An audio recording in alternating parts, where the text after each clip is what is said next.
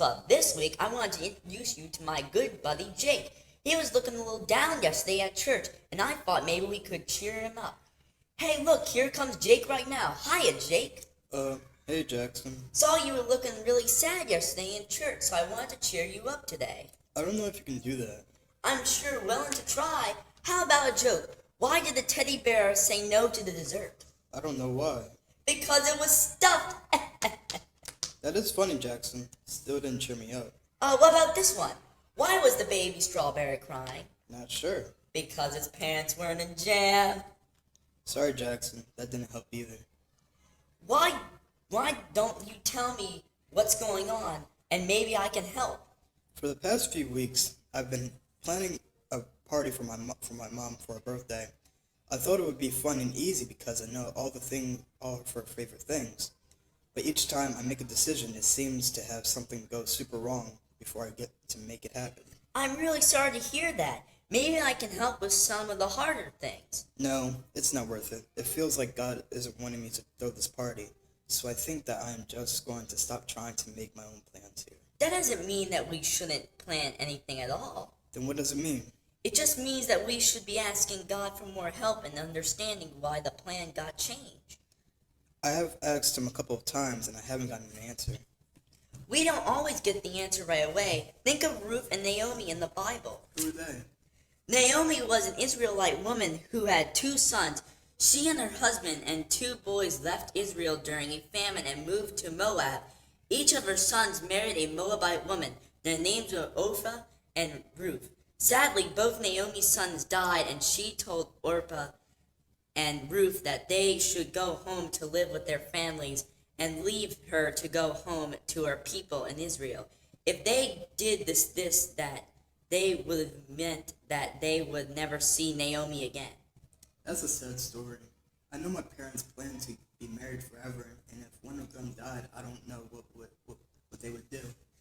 It is sad, but Ruth did a very brave thing. She decided to stay with Naomi and care for her instead of going back to her family. Why would she do that? Because she was always taught to care for the mother-in-law after the death of her husband. So she decided to stay with Naomi and to care for her. She said Naomi's God would be her God, and she became a believer. Oh wow! So she took up care of her even though she didn't want it? She sure did.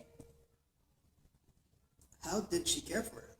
When they made it back to Naomi's hometown, Ruth decided to go and work in the fields to collect the leftover grain for food. It was called gleaning. That's a lot of hard work. It sure is. After many days of working in the field, the owner of the field noticed Ruth and how hard she was working. His name was Boaz. He instructed one of his men to leave behind better grain for Ruth to collect, and when this started happening, Naomi was surprised. If I constantly got bad grain, I would be really surprised too with Ruth bringing home the best grain. When Ruth told Naomi who she worked for, Naomi rejoiced and told Ruth to go to Boaz and tell him who she was and to ask him to be their nearest kinsman redeemer. What's a kinsman redeemer?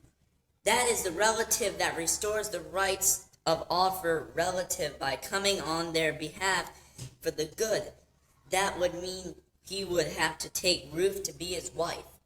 Isn't that like Jesus? It sure is. Jesus came on our behalf to make it right between God and us. And without Jesus, we couldn't go to heaven. Exactly. Now wait, how does the story of Ruth fit in with the problem I'm having? Let's look at her story closely. First, Ruth chose to marry someone from another land, so that made her plans change from living closer to her home. Then her husband died, which meant she would have to grow old alone. Then she was chosen to do what was right and care for her mother-in-law, even though she was allowed to go home. Oh, so you're saying her plans changed several times and she kept doing what was right? That's right. And as you saw in her story, that you should never quit doing what you know is right. What happened to Ruth after she asked Boaz to be the kinsman redeemer?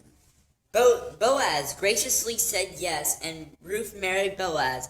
Then Naomi and Ruth were provided for the rest of their lives. They had a son who would eventually be the grandfather of King David, and though his line came the Lord Jesus. God really provided for them. He sure did, and now you know what if you stick to planning the party for your mom, I know that God will bless you with something even better, even if you don't get your way on everything. Thanks, Jackson.